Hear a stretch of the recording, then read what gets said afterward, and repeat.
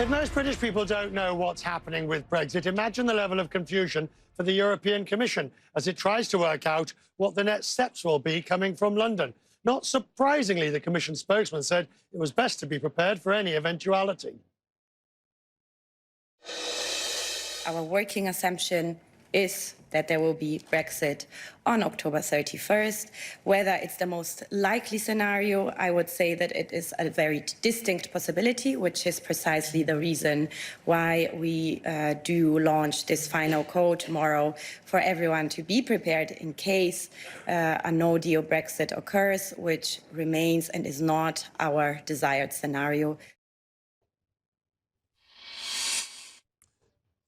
Bildt is with me, former Prime Minister of Sweden, joins me from Stockholm.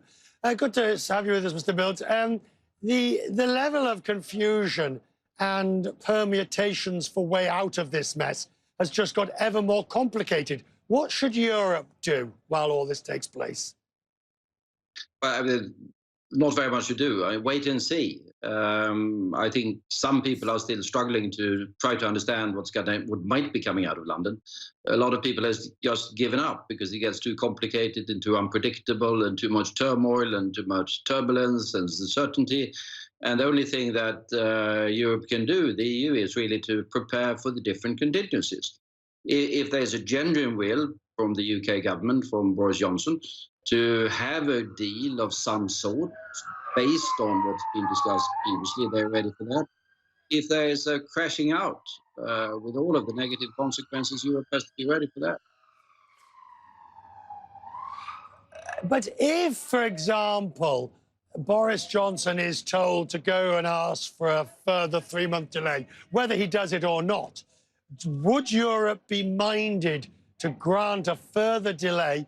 If you remember last time they were asked this in the spring, the French said, well, not really, and any future delay has to have something else attached to it. Yes, and I think that will still be the attitude. There will be a great reluctance to have a further delay, but at the end of the day, EU is not going to throw the UK out.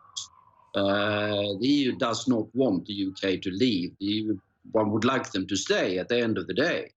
But if there is a prospect for some sort of solution or some sort of new arrangement in the UK that makes it possible for have a withdrawal agreement that is decent, then I'm quite certain that at the end of the day they will agree to a further delay. From your understanding, is there anybody in the EU quietly and privately saying, oh, for goodness sake, let's just ditch the backstop, let's get rid of it, or find a way of fudging it so that Johnson can get the agreement through Parliament? Not really, because, I mean, that boils down to the fundamental principle of not abandoning a member state. The issue of the backstop, the Irish border, the Ireland peace agreement is a question of not only the principles, but also solidarity with the member state, the Republic of Ireland. And the other 26 members are not going to throw Ireland under the bus on this. There's got to be solidarity with whatever position on this that the Republic of Ireland takes. And add to that it impacts also the very principle of the integrity of the single market. Right. That being said, if there are any new ideas from UK, I'm quite certain they will listen to them. I understand the word from Brussels today is that they haven't heard anything new.